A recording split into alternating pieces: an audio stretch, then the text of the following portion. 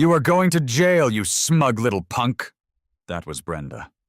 Her face was the exact color of a boiled lobster, and she was currently vibrating with so much rage I thought her pristine white tennis visor might actually pop off her head and orbit the earth. "Ma'am, please step back," Officer Miller said. He looked tired. It was 9 a.m. on a Tuesday in Boca Raton, Florida, and this guy clearly just wanted to be drinking a lukewarm coffee in his cruiser, not standing on my aggressively manicured St. Augustine grass. "I won't step back," Brenda shrieked, waving that damn bedazzled clipboard in my face. "He is running an illegal commercial enterprise in a strictly residential zone. It's in the bylaws. I am the president of the Whispering Pines Homeowners Association, and I demand you arrest him for trespassing on community property." I took a slow sip of my iced coffee. The ice clinked against the plastic. It was a beautiful sound. "Brenda," I said, my voice calm, almost soothing. "It's my driveway. I own the house." "You are operating a business," she spat, pointing a trembling, manicured finger at the camera lens I had resting on a tripod just inside my open garage. That YouTube nonsense. Sovereign ruling. I found your little channel. You make money off it, which makes this property a commercial production facility. That is a direct violation of Article 4, Section 2 of the HOA Charter. I've fined you $3,000, and if you don't cease operations immediately, I am initiating foreclosure." Officer Miller rubbed his temples. He looked at me, then back at Brenda. "Ma'am, HOA fines are a civil matter. I can't arrest a man for having a camera in his garage."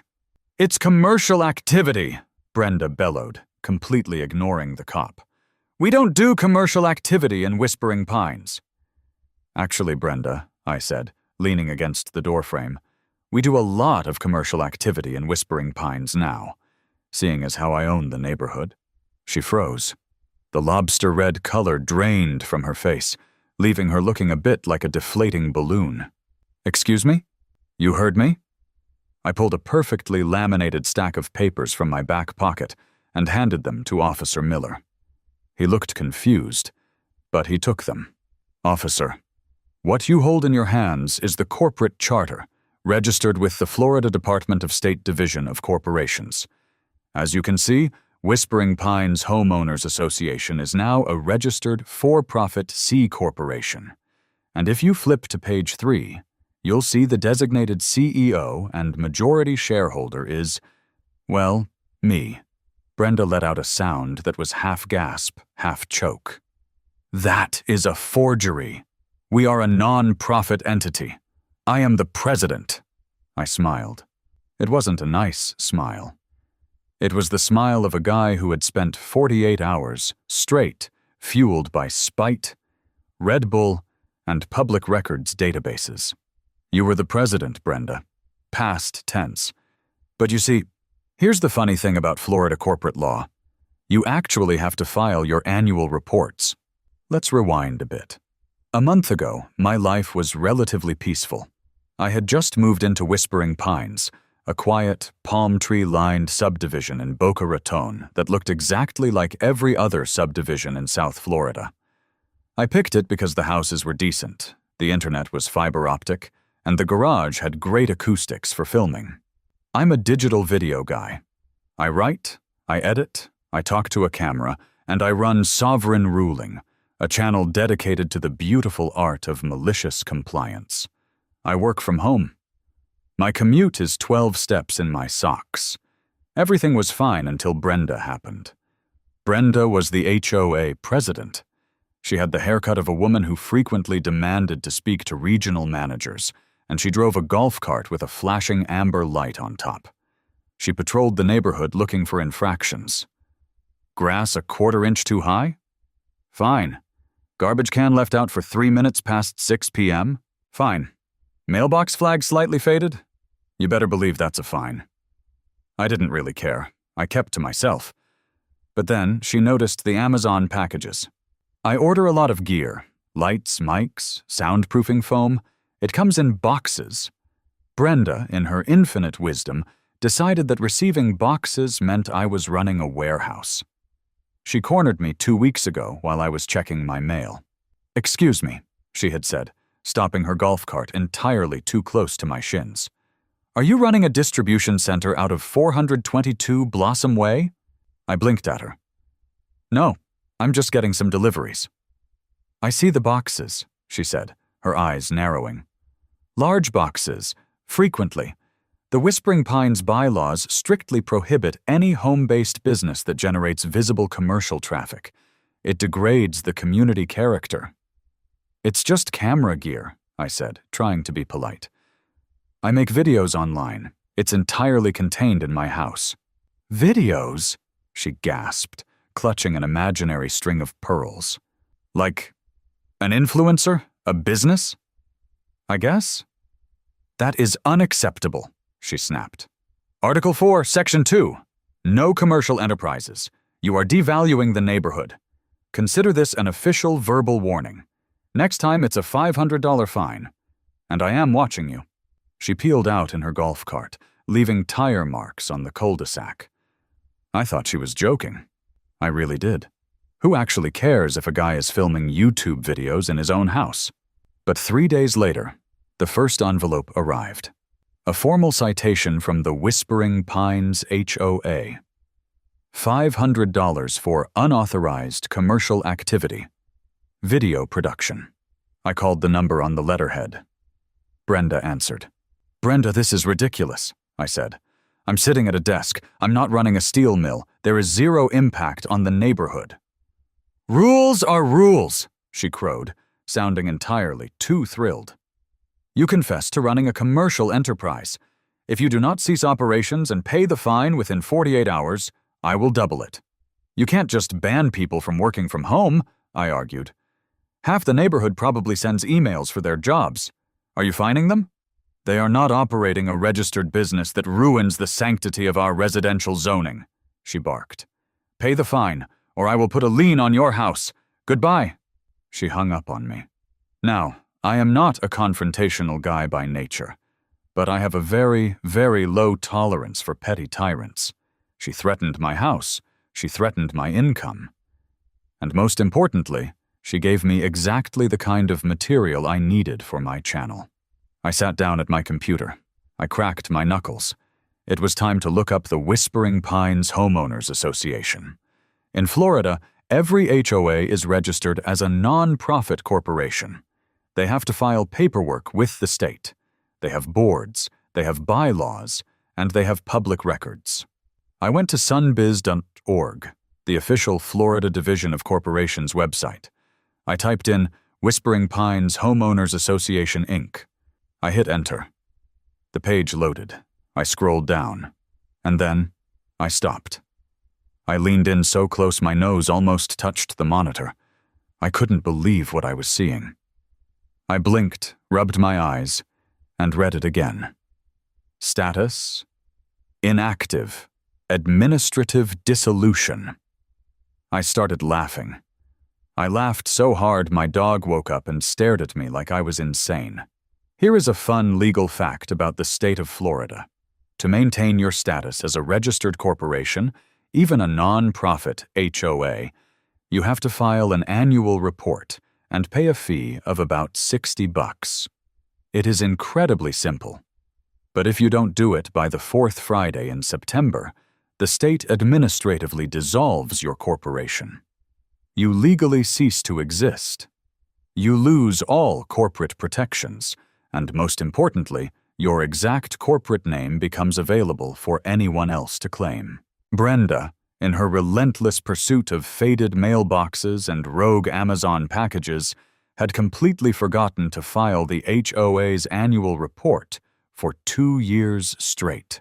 The Whispering Pines Homeowners Association didn't exist. It was a ghost. And legally, an administratively dissolved HOA cannot collect assessments, enforce bylaws, or issue fines. But I wasn't just going to point that out to her.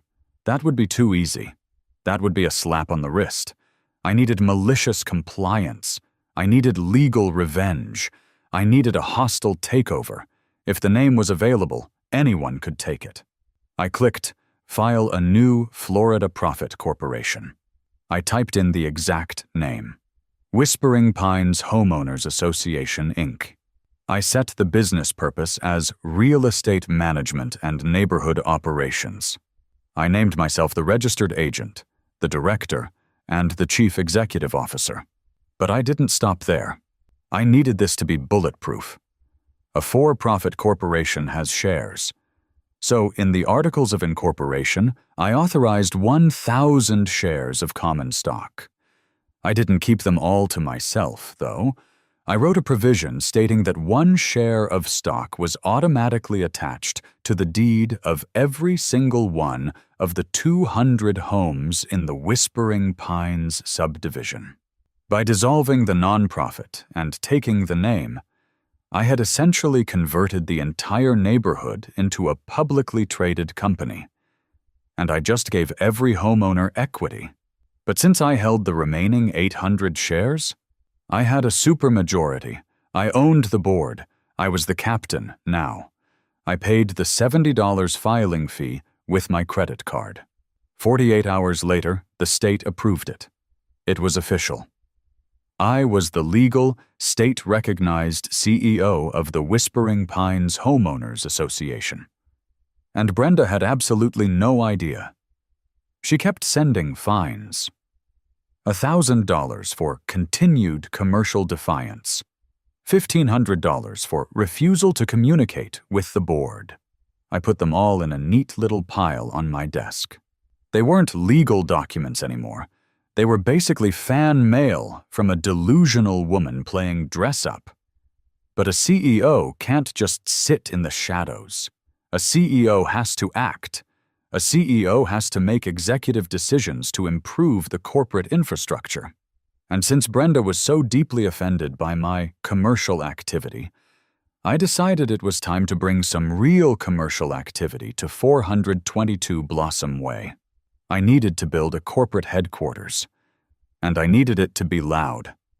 Honestly, I am just, genuinely impressed by the sheer, unapologetic audacity of a contractor who will look a screaming HOA president dead in the eye while casually eating a meatball sub directly over her pristine geraniums. I mean, literally, creating these perfect, beautiful moments of chaotic friction is exactly why sovereign ruling exists in the first place. Let's just see how this beautiful disaster unfolds. If you want to absolutely ruin the morning of a Boca Raton neighborhood dictator, you don't just hire any construction crew. You don't hire the polite, quiet guys who drive pristine white Ford F-150s and say, "Yes, sir, no, ma'am," while wearing matching polo shirts. No, you hire Thor's Hammer Industrial Installations. I found them on Craigslist at 2 a.m. Their ad featured a picture of a guy who looked like a Viking wrestling a steel I-beam, and their slogan was literally, "We build it fast, we build it loud, we don't care about your neighbors." It was like God himself had reached down and handed me the perfect weapon.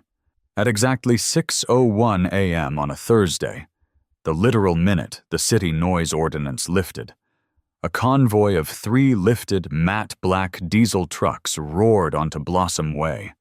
I mean, they didn't just drive. They arrived like a military invasion.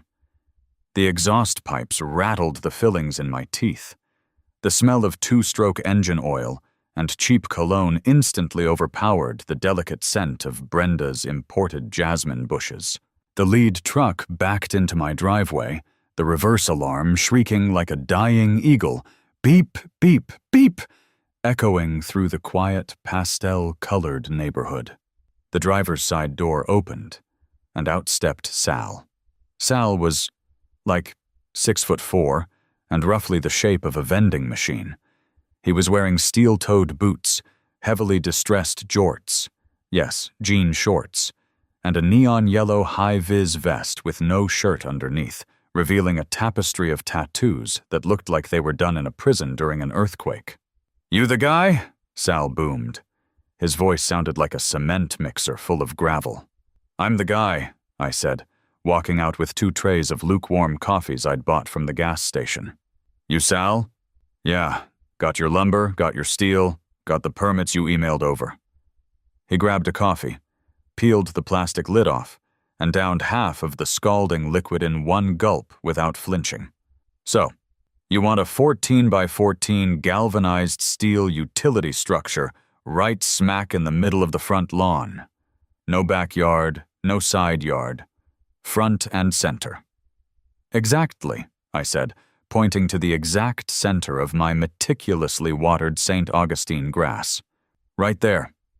The city setback laws say I only need 15 feet from the curb.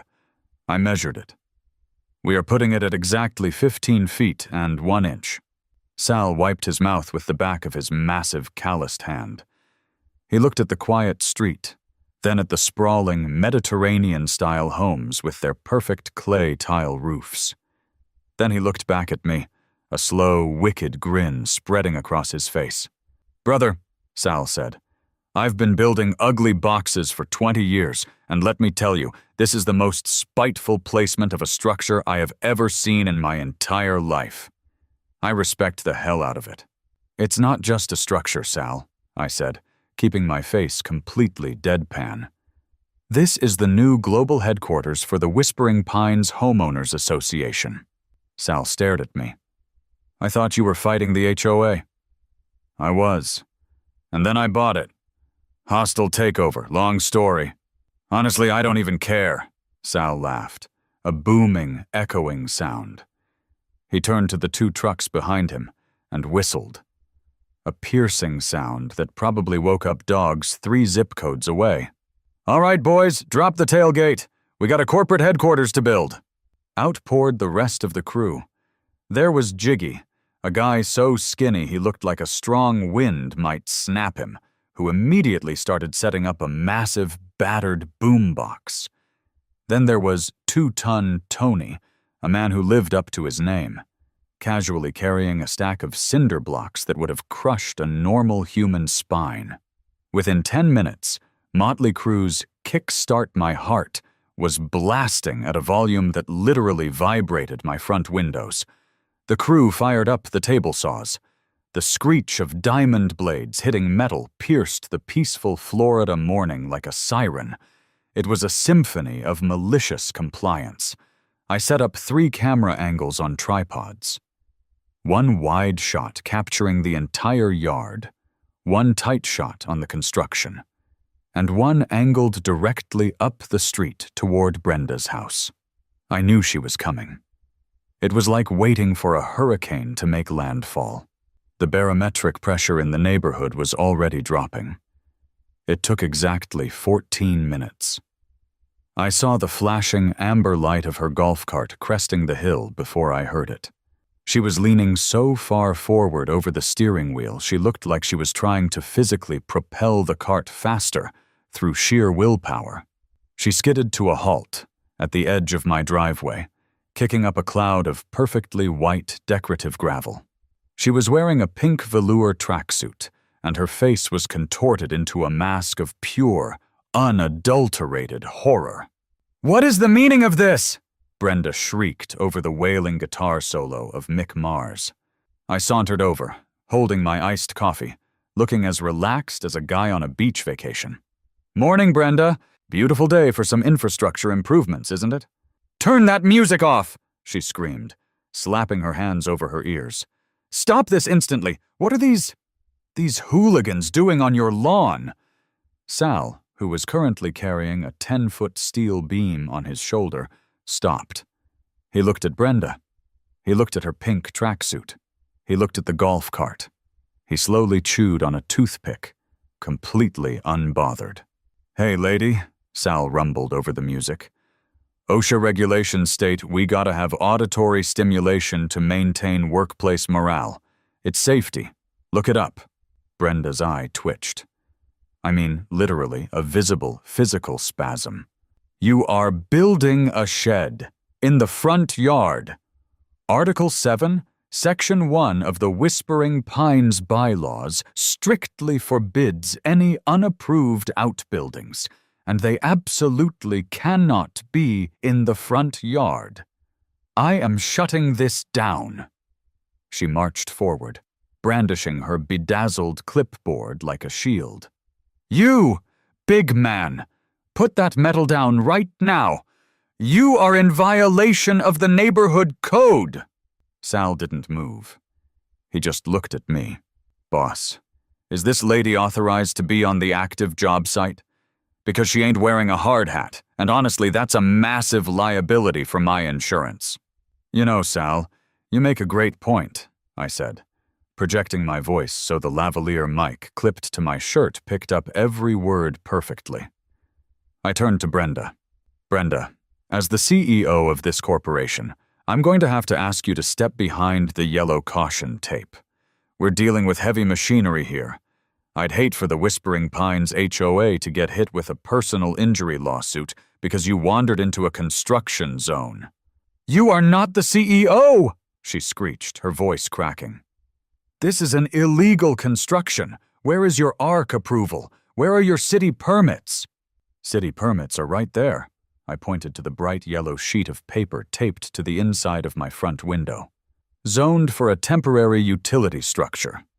City code says as long as it doesn't exceed 200 square feet, doesn't require a poured concrete foundation, and sits 15 feet from the curb, I can build whatever I want."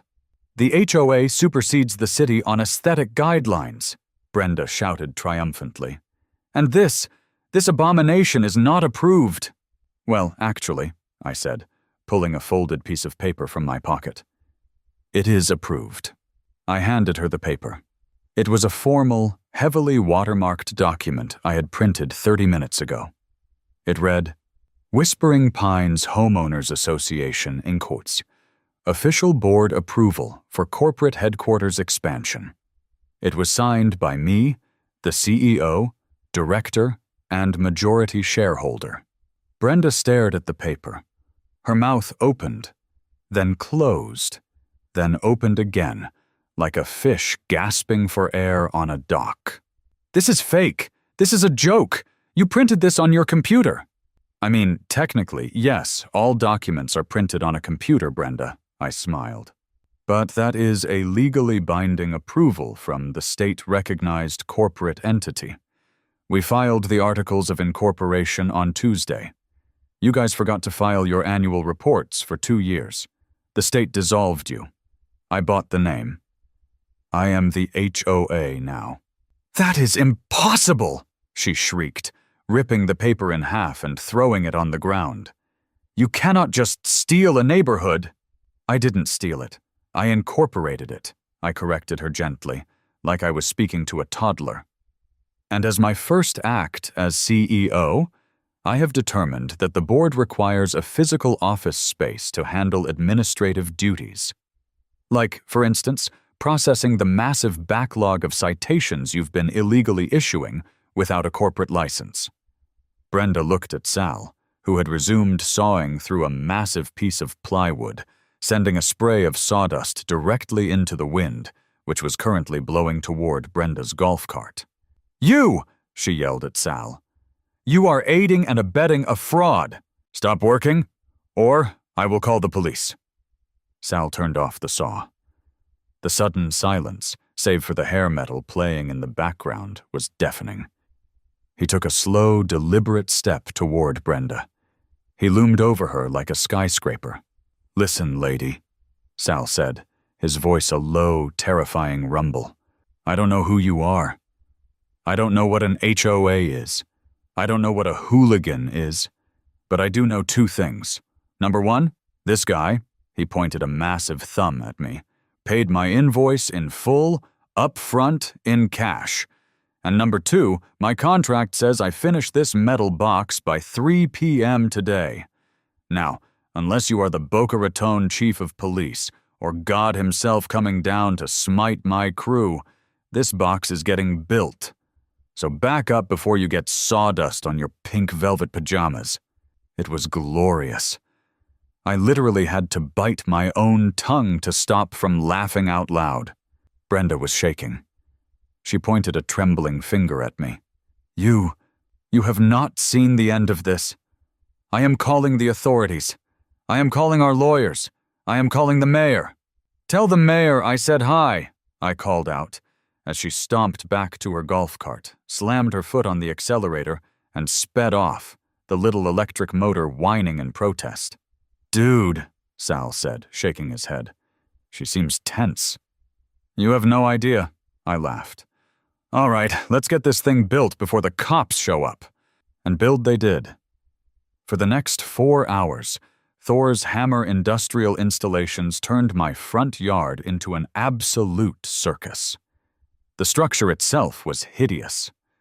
I had specifically chosen corrugated, unpainted aluminum siding because it reflected the Florida sun like a giant mirror. It was 12 feet tall, aggressively angular, and looked exactly like a shipping container that had been dropped from an airplane onto a residential lawn. By noon, half the neighborhood had come out to watch. Whispering Pines was usually a ghost town during the day, mostly retirees and executives who worked in air-conditioned offices. But the noise, the sheer spectacle of it all, drew them out like moths to a flame. People were standing on their sidewalks, pointing, whispering, and holding up their cell phones. A guy from 3 houses down, a retired dentist named Gary, who had once been fined by Brenda for leaving his garden hose uncoiled, walked over. He looked at the massive metal box, then looked at me. "Is this real?" Gary asked, looking genuinely bewildered. "It's the new HOA office, Gary," I said, handing him a cold bottle of water. "Brenda's been evicted." Gary took the water, his eyes wide. "Did you really buy the HOA?" "I registered the dissolved corporation, yes. Issued 1,000 shares of stock. 1 share is attached to your deed, Gary. You are technically a shareholder in a for-profit corporation now." Gary stared at the water bottle, then at the shed, and then a slow, beautiful smile crept across his face. "Does this mean I can paint my front door blue?" "Gary, buddy," I patted his shoulder. "As the CEO, I officially mandate that you can paint your front door neon green with purple polka dots if you want to. The era of Brenda is over." "God bless you, son," Gary whispered, looking like he might actually cry. By 1:30 p.m., the roof was on. Sal and Jiggy were bolting down the final aluminum panels, while Tony ate a massive meatball sub on the tailgate of his truck, tossing pieces of bread to my dog. And that's when the police arrived. Not just 1 cruiser. 2. They pulled up slowly, the officers inside staring at the metal monstrosity on my lawn, with expressions of utter bewilderment. Behind them, driving her golf cart with the grim determination of a general leading a cavalry charge, was Brenda. She had returned, and she had brought the law. "All right, let's keep it cool, guys," I said to Sal and the crew. "I got this." I walked to the edge of the driveway, making sure my cameras were rolling and my microphone was picking up everything. Officer Miller, the same tired-looking cop from the previous encounter, stepped out of the first cruiser. The second cop, a younger guy who looked like he was fresh out of the academy, stepped out of the second car, resting his hand casually on his utility belt. "Sir," Officer Miller said, letting out a long, heavy sigh as he looked at the shed. "We got a call about a disturbance, illegal construction, and trespassing." "Trespassing?" I asked, feigning shock. "Officer, this is my property." Brenda scurried up behind the officers, practically vibrating. "He is destroying the neighborhood. Look at that thing. It's an industrial hazard, and those men are hostile.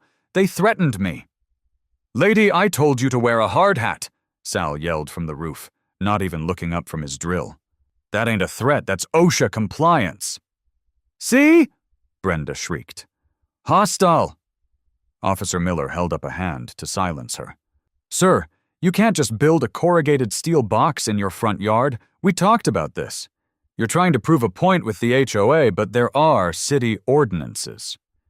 "I totally agree, Officer Miller," I said smoothly. "Which is why I pulled the city permits." I walked over to the window, peeled the yellow paper off the glass, and handed it to him. He read it. He frowned. He read it again. "This is a permit for a temporary utility enclosure. but it specifies it has to be for a registered commercial entity operating out of the residence. Exactly, I smiled. He doesn't have a commercial entity, Brenda yelled. He's a YouTuber. It's against the bylaws. Brenda, please, I sighed, pulling my second trump card out of my back pocket. I had prepared a special folder for this exact moment. I handed it to the younger officer. Officer, if you'll look at the State of Florida Division of Corporations Registry in that folder, you'll see that 422 Blossom Way is the registered headquarters for Whispering Pines Homeowners Association, Inc., a for-profit C Corp. The younger cop looked at the paper, then at me. Wait, the HOA is a for-profit company? And it's run out of your house? As of Tuesday, yes. The previous board failed to file their annual reports, resulting in administrative dissolution. I claimed the name and incorporated. Therefore, I am not only a homeowner, I am the CEO of the company that manages this neighborhood, and as a company, we required a utility structure to store corporate assets.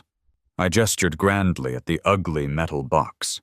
It is entirely legal, permitted by the city, and fully approved by the newly appointed board of directors. Which is me. Officer Miller slowly handed the permit back to me. He looked at Brenda. Brenda looked like she was going to have a stroke. Arrest him! He is lying! He stole my HOA! Ma'am, Officer Miller said, his voice completely devoid of emotion. You can't steal an HOA. If he filed the paperwork and the state approved it, it's a civil matter. The city permit is valid. The structure is within the setback lines. There is literally nothing I can do here. What do you mean there's nothing you can do? She screamed, her voice echoing off the aluminum siding. Look at it. It's blindingly shiny. It lowers my property value just by existing. Ma'am, being ugly isn't a crime, the younger officer pointed out helpfully. I almost lost it right then and there. I had to bite the inside of my cheek so hard I tasted blood. I want them trespassed, Brenda demanded, pointing at Sal and the crew. They are creating a public nuisance. Actually, I interjected, stepping between Brenda and the cops. As the CEO of the HOA, I am officially stating that these contractors are authorized guests on corporate property. Furthermore, Brenda, since you are currently standing on my driveway, which is corporate property, I am formally asking you to leave. If you don't, I will ask these nice officers to trespass you. The silence that followed was heavy enough to crush a diamond. Officer Miller looked at me. Then he looked at Brenda. Ma'am, you need to step off his driveway. I am the president of this neighborhood, she whispered, her voice trembling with a rage so profound it was almost terrifying. Brenda, driveway, now, Officer Miller said firmly. Slowly, agonizingly, Brenda took 3 steps backward until her pink tennis shoes were on the asphalt of the public street. She glared at me with eyes that could have melted steel. You think you're clever, she hissed. You think you won, but you don't know who you are dealing with. I have been on this board for 12 years. I have lawyers, real lawyers, expensive lawyers. They will crush your little fake corporation. They will tear down that metal shack. And they will take your house. We'll see about that, Brenda, I said, leaning against my mailbox. But in the meantime, I'd suggest you keep off the grass. It's corporate property now. She turned, marched to her golf cart, and drove away, ignoring the stop sign at the end of the street. The cops lingered for another minute. Officer Miller handed me back my corporate filings folder. You know, son, you are playing a very dangerous game with a very crazy woman. I know, I smiled. That's kind of my entire brand. Just keep the noise down after 6 p.m., he sighed, getting back into his cruiser. Once the police were gone, Sal walked over, wiping his forehead with a rag. Boss, that was the most beautiful thing I have ever seen. You literally reversed the cops on her. It's just the beginning, Sal, I said, looking at the gleaming, hideous metal box dominating my front yard. We haven't even had the shareholder meeting yet. By 3:30 p.m., Thor's Hammer Industrial Installations was packing up. The shed was finished. It was an absolute monstrosity. It looked like a guard shack for a maximum security prison. I loved it. I paid Sal the remaining balance in cash, plus a hefty tip. You ever need anything else built, demolished, or just aggressively placed on a property line? You call me, Sal said, shaking my hand with a grip that nearly broke my knuckles. And send me the link to the video when you post it. My guys are gonna love this. As the matte black trucks rumbled out of Whispering Pines, leaving behind a faint smell of diesel and absolute chaos, I walked into my house, sat down at my computer, and opened a new document.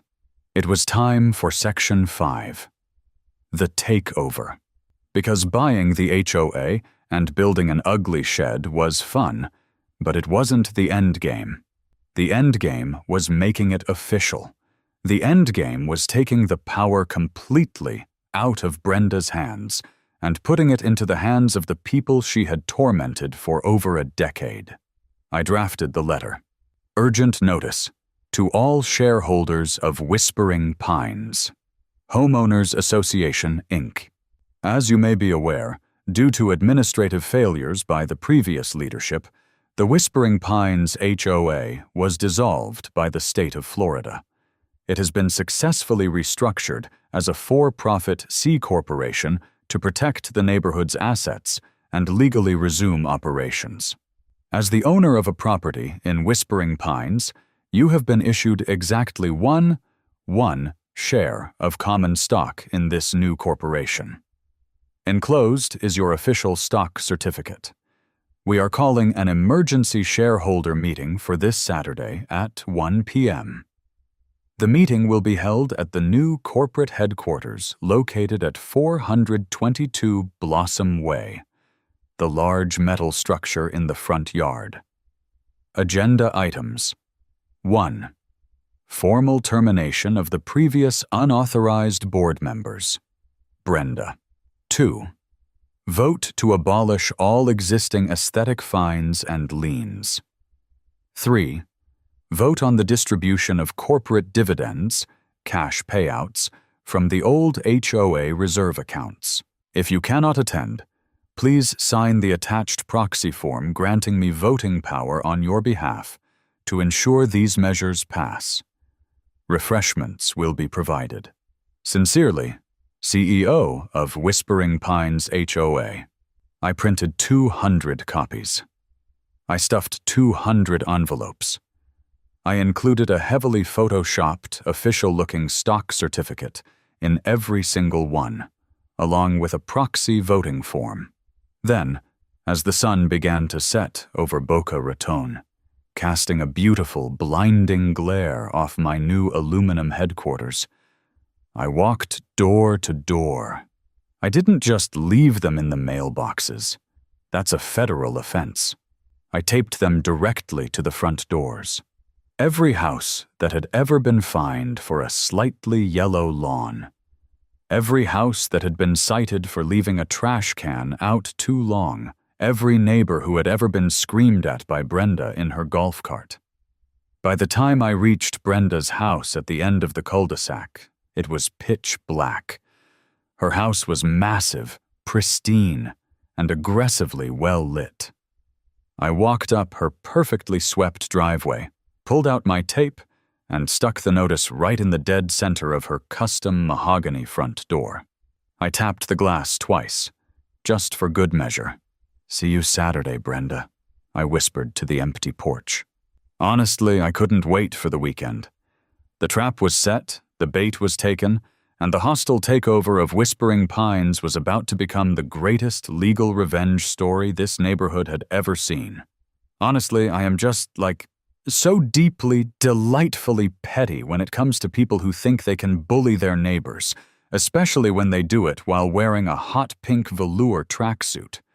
I mean, literally, weaponizing corporate bureaucracy against a neighborhood tyrant is the exact flavor of chaos that built the sovereign ruling brand in the first place. Grab a snack, because this is where the hammer drops. Saturday morning arrived with the kind of blistering Florida heat that makes the air shimmer over the asphalt. I was up at 6 a.m., meticulously arranging a folding table at the end of my driveway, directly in front of the gleaming, blindingly hideous aluminum shed that now served as the global headquarters of the Whispering Pines Homeowners Association, Inc. I bought 3 dozen Costco muffins, 2 gallons of generic lemonade, and a plastic gavel I ordered off Amazon for $8. I set up my cameras, 4 of them this time, catching every possible angle of the driveway, the street, and the podium I had constructed out of leftover cinder blocks and a piece of plywood. By 12:30 p.m., the atmosphere on Blossom Way felt less like a quiet residential street and more like the parking lot before a heavyweight prize fight. Gary, the retired dentist, was the first to arrive. He was wearing a Hawaiian shirt and carrying a folding lawn chair. "Morning, Mr. CEO," Gary said, setting his chair down on the edge of the grass and handing me his signed proxy form. "I brought you some backup." He pointed down the street. Walking toward my house was a literal procession of the oppressed. There was Sarah, a young mother who had been fined $400 because her toddler's plastic tricycle was left on the porch for 2 hours. There was Dave, a retired firefighter who was threatened with a lien because his mailbox post was eggshell white instead of alabaster. There were people I had never even met, all clutching their notices, all holding their signed proxy forms. "Gary, this is beautiful," I said, collecting the forms as the neighbors filed onto my driveway. "Grab a muffin. We're making history today." By 12:50 p.m., there were roughly 40 people standing on my driveway, drinking lukewarm lemonade and staring in awe at the metal shed. I had collected 42 proxy forms. Combined with my 800 shares, I controlled 842 of the 1,000 outstanding shares of the corporation. It wasn't just a supermajority, it was an absolute dictatorship. And then, right at 12:55 p.m., a black Mercedes sedan rolled down the street and parked aggressively in front of my neighbor's fire hydrant. The crowd parted. Out stepped Brenda. She wasn't in her tracksuit today. She was wearing a tailored navy pantsuit, her hair sprayed into a rigid helmet of blonde defiance. And she wasn't alone. From the passenger side emerged a man in a wrinkled tan suit, clutching a leather briefcase. He looked sweating, agitated, and distinctly out of his element. Brenda marched up the driveway, parting the sea of neighbors like a furious, heavily perfumed Moses. "This is an illegal gathering," Brenda announced to the crowd, her voice carrying over the murmurs. "Return to your homes immediately. This man is a fraud, and anyone participating in this circus will be held liable for conspiracy to defraud the Whispering Pines Homeowners Association." I tapped the microphone connected to the PA system I had rented. Screech. "Testing, testing. Welcome, shareholders," I said, my voice booming across the cul-de-sac. "And welcome, Brenda. So glad you could make it to the first annual corporate retreat. Who's your +1? Brenda glared at me, marching right up to the folding table. "This is Richard Evans. He is the retained legal counsel for the legitimate Whispering Pines Board of Directors, and he is here to serve you with a cease and desist." Richard the lawyer stepped forward. He wiped his forehead with a handkerchief. "Sir, Sir, what you are doing here is a textbook case of tortious interference. You cannot simply hijack a non-profit entity by exploiting a clerical error in the state registry." "A clerical error?" I asked, leaning into the microphone so the whole neighborhood could hear. "Richard, my man, did the board, or did the board not, fail to file their annual reports for 24 consecutive months? The intent of the association remains intact under the doctrine of a de facto corporation," Richard stammered, pulling a piece of paper from his briefcase. "I have here a drafted injunction that we will be filing with the county court on Monday morning, freezing all assets and nullifying your fraudulent corporate filing." "Monday morning?" I smiled, picking up my plastic gavel. That's a long time from now, Rich. Because right now, it's 1 p.m. on a Saturday. And according to the State of Florida Division of Corporations, I am the registered agent, CEO, and majority shareholder of Whispering Pines Homeowners Association, Inc. You can file whatever you want on Monday. But today, I hold the gavel. I slammed the plastic gavel down on the folding table. It made a pathetic, hollow thwack sound. But the dramatic effect was perfect. I officially call this emergency shareholder meeting of the Whispering Pines Homeowners Association to order, I announced into the microphone. You cannot do this, Brenda shrieked, slamming both her hands onto the folding table. You do not own this neighborhood. You are a child playing games on the internet. Actually, Brenda, let's do a roll call, I said, ignoring her completely and looking at my clipboard. I am present, holding 800 shares. Furthermore, I hold 42 legally executed proxy forms from the shareholders standing in this driveway. That gives me 842 votes out of 1,000. A quorum is present. A supermajority is present. The meeting is legally bound. Richard leaned in, whispering frantically into Brenda's ear. I could see the panic in his eyes. He knew HOA law, but he was currently dealing with corporate proxy law, and he knew he was completely outgunned in this driveway. Agenda item number 1, I said, my voice echoing off the aluminum shed. A resolution to formally evaluate the performance of the current neighborhood management, specifically the self-appointed president, Brenda. The crowd erupted into applause. Gary actually whistled. Brenda's face went past lobster red and straight into a dangerous shade of plum. I am not self-appointed. I was elected by the board. A board that legally ceased to exist 2 years ago because you forgot to pay a $60 filing fee, Brenda, I corrected her, leaning on the podium. For 2 years, you have been illegally harassing these people. You've been levying fines, threatening liens, and enforcing bylaws for an entity that the state of Florida wiped off the map. You operated an unregistered, unlicensed shadow government. It was a clerical oversight, she screamed, her voice cracking. We maintained the neighborhood. We kept property values high. You fined Sarah $400 for a plastic tricycle, I said, pointing to the young mother in the crowd. You threatened to foreclose on Gary's house because his garden hose was left out on a Tuesday. And you tried to fine me $3,000 for filming YouTube videos in my own living room.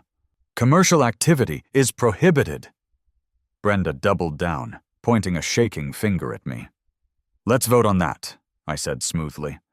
I motion to formally and permanently terminate Brenda and any other remaining members of the former nonprofit board from any and all management, oversight, or administrative duties related to the Whispering Pines subdivision.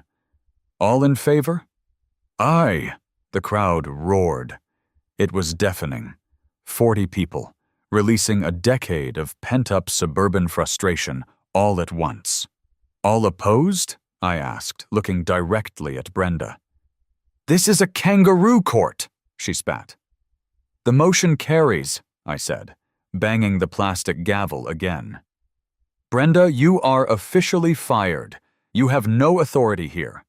If you drive that golf cart onto anyone's lawn with a clipboard ever again, you will be trespassing, and we will have you arrested. Brenda looked at Richard. Do something! Stop him! Richard wiped his face again. Brenda, I told you in the car, until a judge issues an injunction, he holds the corporate charter. Technically, he has the voting power. You are useless! Brenda shoved Richard, who stumbled backward into Gary's lawn chair. She turned her furious gaze back to me. You think you can just erase the rules? You think this neighborhood is just going to become a lawless slum because you have a piece of paper? No, Brenda. I think it's going to become a neighborhood again, I said, my tone dropping the sarcasm for just a second. Agenda item number 2. I motion to officially abolish all pending fines, warnings, and aesthetic citations currently held against any property owner in Whispering Pines, effectively, immediately. Furthermore, I motion to dissolve the Architectural Review Committee entirely. If Gary wants to paint his door blue, Gary paints his door blue. All in favor? Aye, the crowd yelled even louder this time. A few people actually hugged each other. The motion carries, I smiled, checking a box on my clipboard. Fines are wiped, the slates are clean. You can't just forgive the fines, Brenda yelled, though her voice was starting to lose its power. She looked frantic, her eyes darting around the crowd, realizing for the first time that absolutely nobody was on her side. That money belongs to the association. It funds the landscaping. It funds the gate maintenance. Oh, I'm so glad you brought up the finances, Brenda, I said, leaning closer to the microphone. The crowd went dead silent. This was the kill shot. This was the moment of pure, unadulterated, malicious compliance. Agenda item number 3, I announced. Distribution of corporate assets. Richard the lawyer suddenly froze. Wait, what are you doing?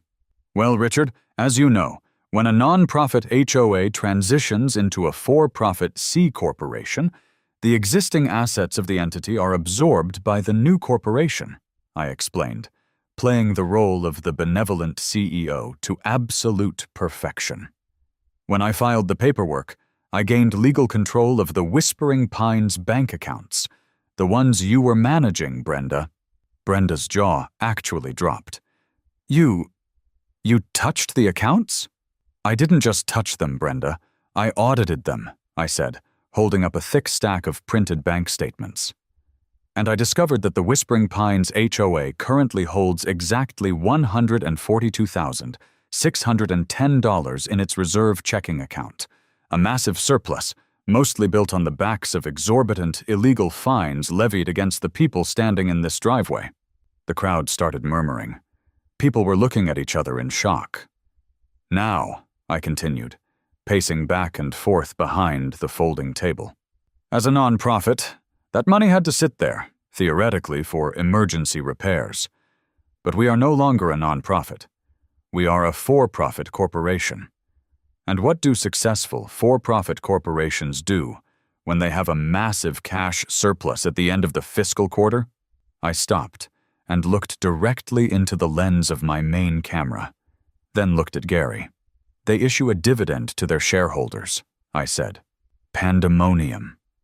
Absolute unhinged pandemonium broke out on my driveway. You can't do that, Richard the lawyer yelled, finally finding his voice and lunging toward the table. That is embezzlement. That money is held in a constructive trust for the community infrastructure. It's not embezzlement if it's a legally voted upon corporate dividend distribution, Rich, I shot back, tapping my temple. Chapter 607 of the Florida Statutes allows a board of directors to authorize distributions to shareholders, provided the corporation is not rendered insolvent. Even after I pay out this dividend, I am leaving $40,000 in the account to cover the lawn care and the gate maintenance for the next 3 years. The rest? It goes back to the people who actually paid it. I picked up the microphone. I motion to authorize a one-time cash dividend of exactly $500 to be paid to every single one of the 200 shareholders of the Whispering Pines Homeowners Association, funded by the dissolution of the reserve accounts. All in favor? The AIE that ripped through the crowd was so loud my dog started barking from inside the house. Motion carries. I banged the gavel one last time. Checks will be mailed out on Tuesday. Brenda looked like she was physically shrinking. Her carefully constructed empire of clipboards, golf carts, and petty tyranny had just been dismantled, legally and publicly, in the span of 15 minutes. She had lost the title. She had lost the power. And most importantly, she had lost the money. She stared at me, her chest heaving, trying to find words. You are a monster. I'm a CEO, Brenda, I smiled, packing up my papers. And speaking of which, as my final act of business today, I have one more document for you. I reached under the table and pulled out a single, heavily itemized piece of paper. I handed it across the table to her. She took it mechanically, her eyes scanning the text. "What is this?" "That is an invoice," I said cheerfully. "As the former management, you failed to maintain the legal status of the entity, resulting in a forced corporate restructuring. Consequently, the new corporation had to incur expenses to facilitate this transition, namely, the construction of this beautiful headquarters behind me, the filing fees, the PA system rental, and the Costco muffins." Brenda stared at the paper. "You are billing me for the shed?" $6,420, I nodded. "Payable to Whispering Pines Homeowners Association, Inc. within 30 days. If you fail to pay, the board, which is me, will be forced to place a lien on your property." It was the perfect reversal. The ultimate checkmate. Brenda looked at the invoice. She looked at the giant, shining metal shed. She looked at the crowd of neighbors who were currently eating muffins and laughing at her. She didn't scream. She didn't yell. Something inside her just seemed to snap. She dropped the invoice on the grass, turned around, and walked silently down the driveway. Richard the lawyer scrambled after her, struggling to keep his briefcase closed. They got into the Mercedes. The engine started, and they drove away, leaving Whispering Pines forever changed. I turned back to the crowd. Gary was holding up his cup of lemonade and a toast. "Meeting adjourned, everyone," I laughed into the microphone. "Please take a muffin on your way out."